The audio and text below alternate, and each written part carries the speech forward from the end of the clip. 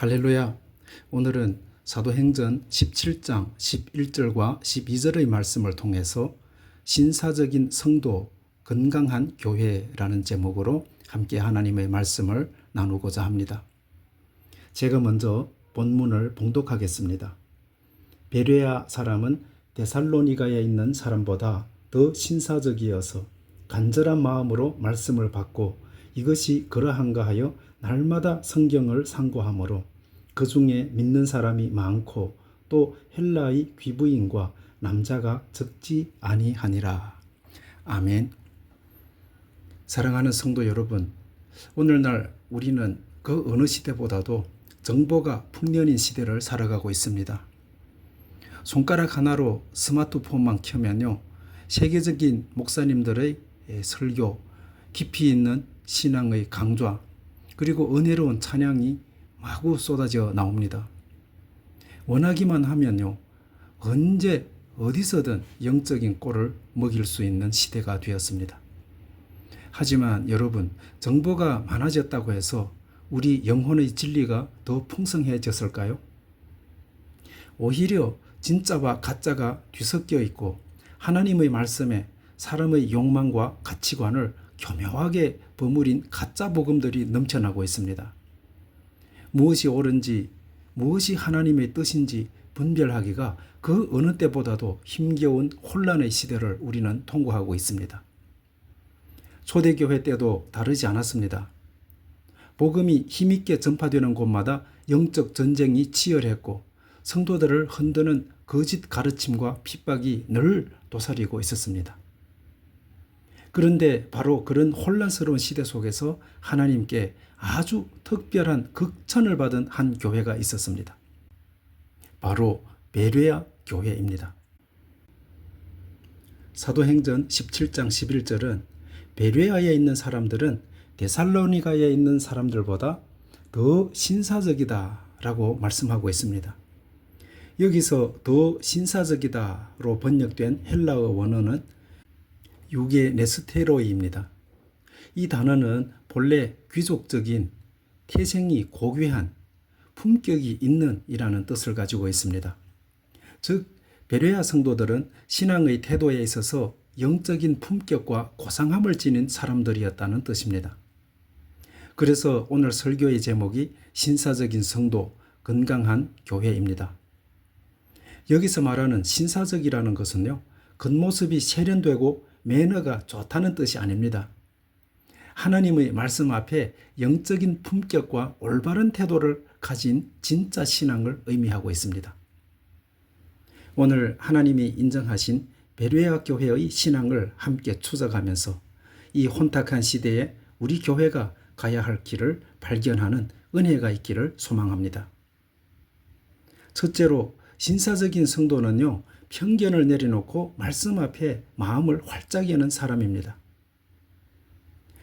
11절 상반절을 보면 간절한 마음으로 말씀을 받았다고 본문은 말씀하고 있지요.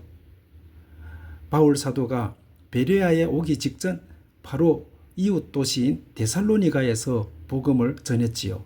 지난번 수요일에 우리가 데살로니가 교회에 대해서 공부를 했습니다. 데살로니가에서 복음을 전할 때는요, 엄청난 핍박을 받았습니다. 시기심에 가득 찬 유대인들이 깡패들을 동원해서 야손의 집을 습격하고 폭동까지 일으켰습니다. 결국 바울은 밤중에 쫓기듯이 도망쳐서 베레아라는 작고 조용한 도시에 도착했습니다. 몸도 마음도 몹시 지쳐 있었을 것입니다. 그런데 베레아 사람들의 반응은요, 데살로니가 사람들과는 180도 달랐습니다. 그들은 복음을 거부하지 않았습니다. 자기들의 고집과 선입견을 앞세우지 않았습니다. 성경은 그들이 간절한 마음으로 말씀을 받았다고 기록합니다. 여기서 간절하다는 것은 목마른 사슴이 시냇물을 찾기에 갈급한 상태를 말합니다.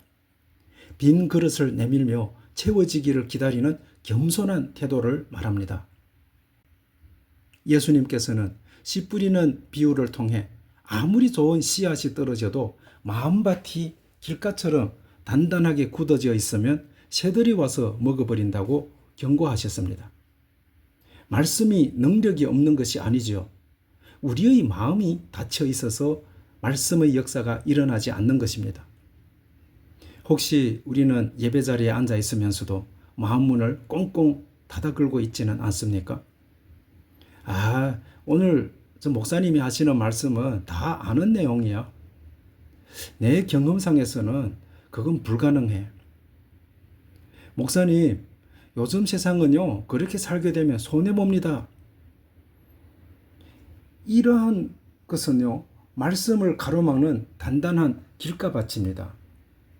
은혜의 시작은 내 고집을 꺾고 마음을 여는 데서 시작되는 것입니다. 오늘 이 시간, 주님, 내 생각보다 주님의 말씀이 언제나 옳습니다. 내 마음밭을 기경하여 주옵소서. 이렇게 고백하며 갈급한 심령으로 말씀을 받아먹는 은혜의 귀가 열리기를 축원합니다. 둘째로 신사적인 성도는요, 맹목적인 신앙이 아니라 말씀으로 분별하는 지성적인 신앙을 가집니다.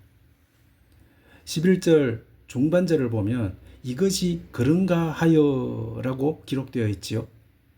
베레아 성도들의 고상함이 가장 빛나는 대목이 바로 여기입니다. 그들은 바울의 설교를 뜨겁고 간절하게 들었습니다.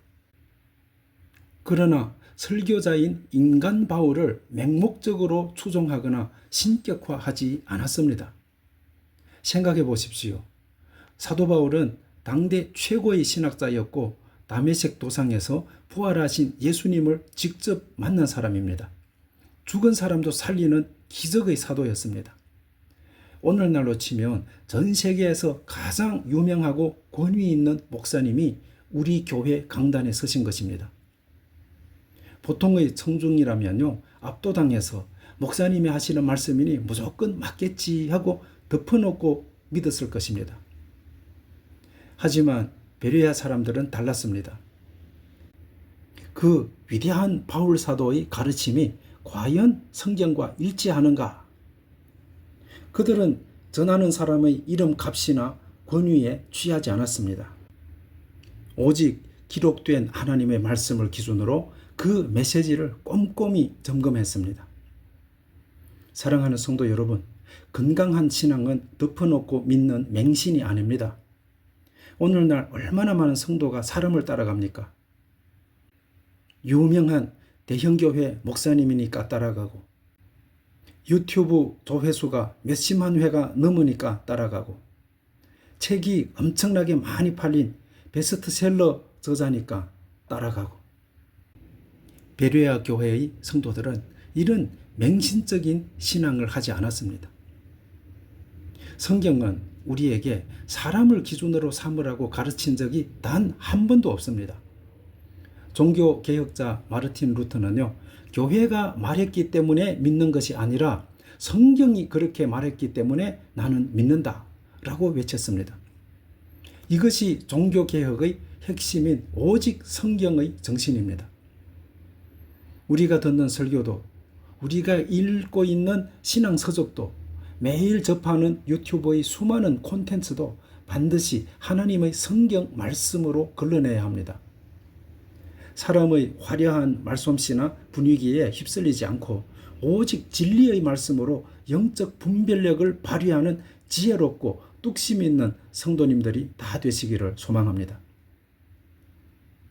셋째로 신사적인 성도는요, 주일 하루만 믿는 성도가 아니라 일상의 삶 속에서 말씀을 연구하고 살아내는 사람입니다.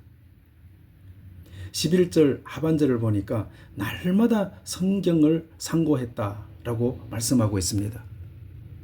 여기서 상고하다의 헬라어 아나크리노는요, 법정에서 판사가 사건의 진실을 가리기 위해 증거와 정황을 하나하나 현미경을 들이대듯 면밀히 조사하는 사법적 용어입니다.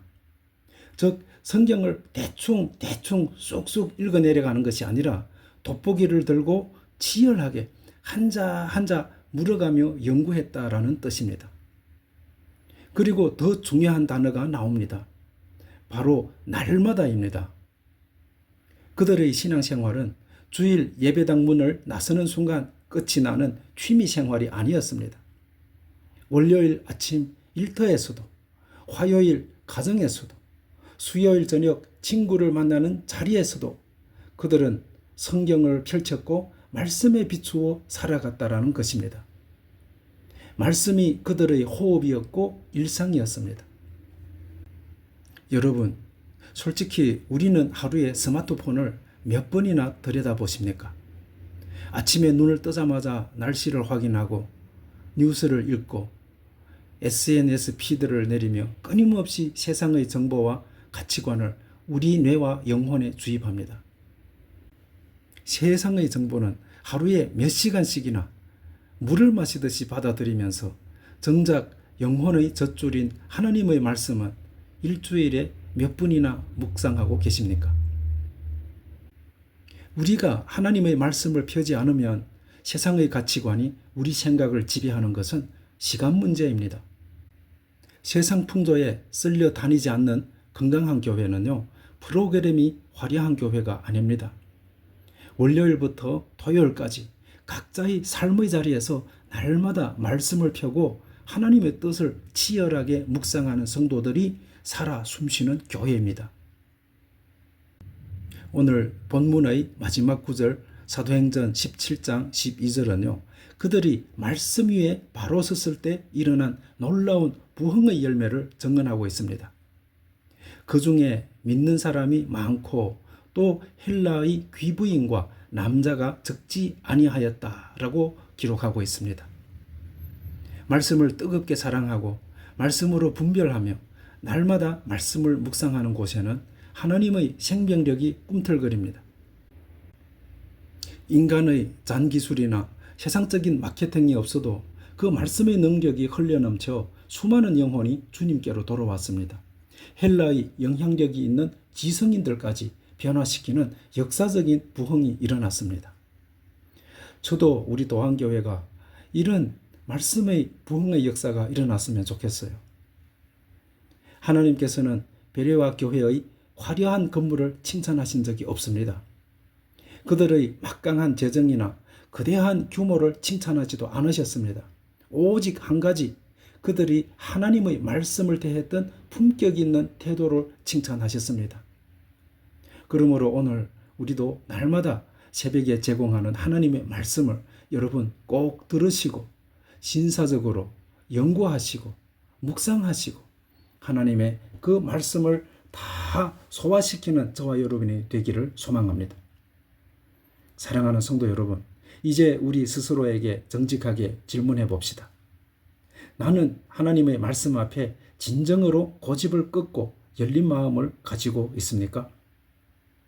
나는 세상 풍조와 사람의 말에 흔들리지 않고 오직 성경을 기준으로 분별하고 있습니까?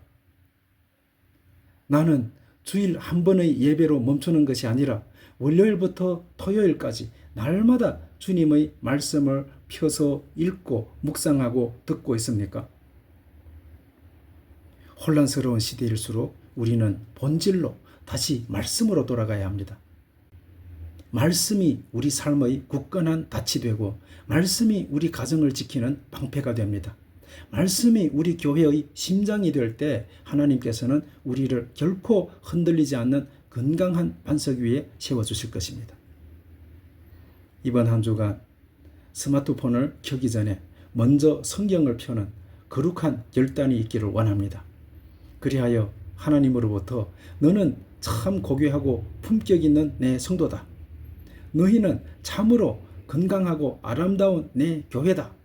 이렇게 칭찬받는 저와 여러분, 그리고 우리 도안교회가 되기를 주 예수 그리스도의 이름으로 간절히 축원합니다. 우리 함께 기도하겠습니다. 사랑과 은혜가 풍성하신 하나님 아버지, 오늘 베레아 성도들의 고상하고 품격 있는 믿음을 통해 우리 자신을 거울 보듯 비추어 보게 하시니 감사합니다.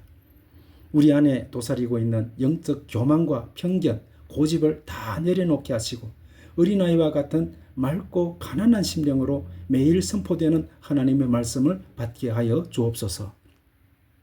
세상의 수많은 미혹과 거짓된 가르침 속에서 오직 하나님의 말씀만을 기준으로 삼는 영적 청력과 분별력을 더하여 주시옵소서.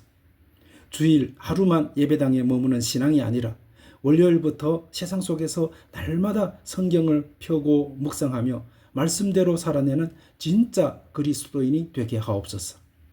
그리하여 우리 교회가 세상의 크기와 화려함을 자랑하는 교회가 아니라 하나님의 말씀을 온전히 사랑하고 살아내어 하나님 마음에 합한 건강하고 품격 있는 교회가 되게 하여 주옵소서. 오늘도 살아계셔서 말씀으로 우리를 이끄시는 우리 주 예수 그리스도의 이름으로 간절히 기도드립니다. 아멘.